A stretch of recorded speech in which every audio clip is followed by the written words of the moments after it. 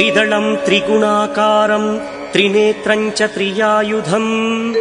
त्रिजन्म पापसंहारं एकबिल्वं शिवार्पणम् त्रिशाखैः बिल्वपत्रैश्च अच्छिद्रैः कोमलैः शुभैः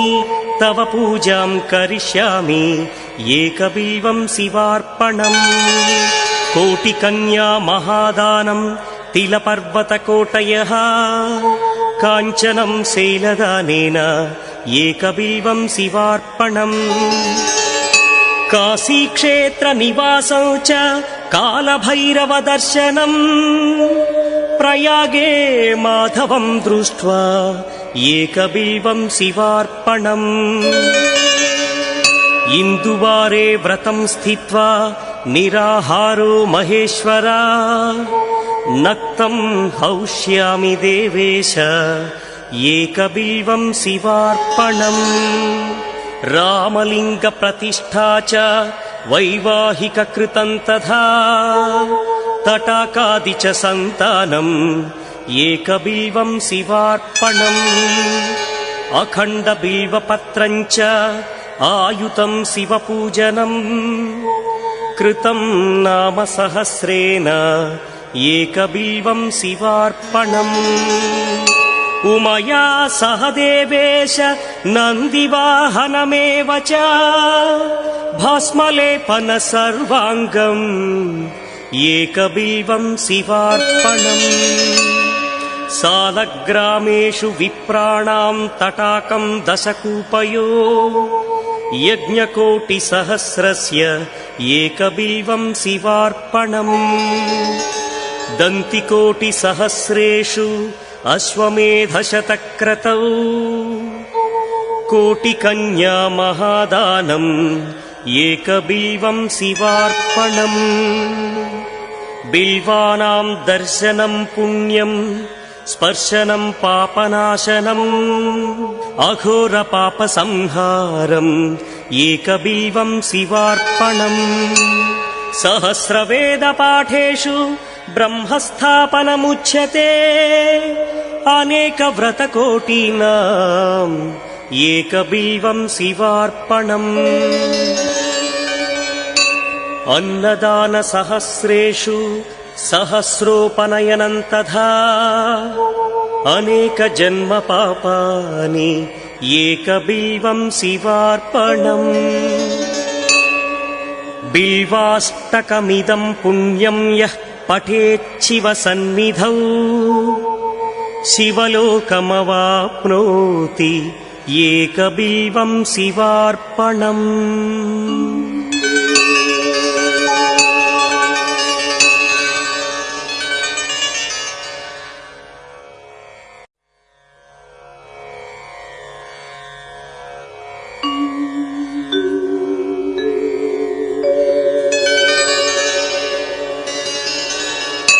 त्रिदलं त्रिगुणाकारं त्रिनेत्रं च त्रियायुधं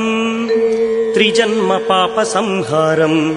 एकबिल्वं शिवार्पणम् त्रिशाखैः बिल्वपत्रैश्च अच्छिद्रैः कोमलैः शुभैः तव पूजां करिष्यामि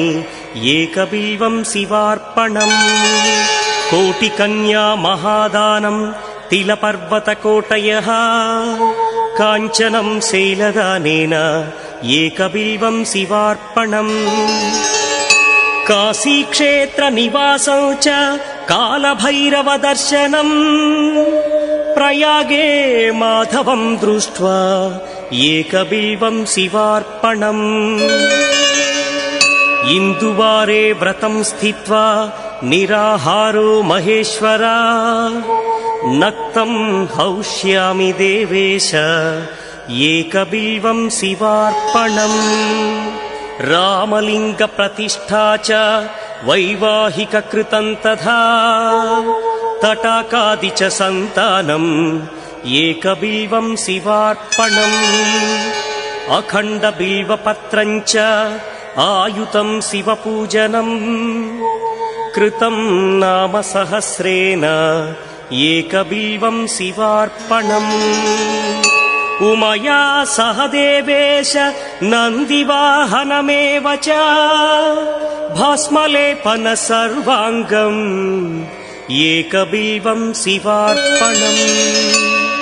सालग्रामेषु विप्राणां तटाकं दशकूपयो यज्ञकोटिसहस्रस्य एकबिल्वं शिवार्पणम् दन्तिकोटिसहस्रेषु अश्वमेधशतक्रतौ कोटिकन्या महादानम् एकबिल्वं शिवार्पणम् बिल्वानां दर्शनं पुण्यं स्पर्शनं पापनाशनम् अघोरपापसंहारम् एकबिल्वं शिवार्पणम् सहस्रवेदपाठेषु ब्रह्मस्थापनमुच्यते अनेकव्रतकोटीनाम् एकबिल्वं शिवार्पणम् अन्नदानसहस्रेषु सहस्रोपनयनं तथा अनेकजन्मपापानि एकबिल्वं शिवार्पणम् बिल्वाष्टकमिदं पुण्यं यः पठेच्छिवसन्निधौ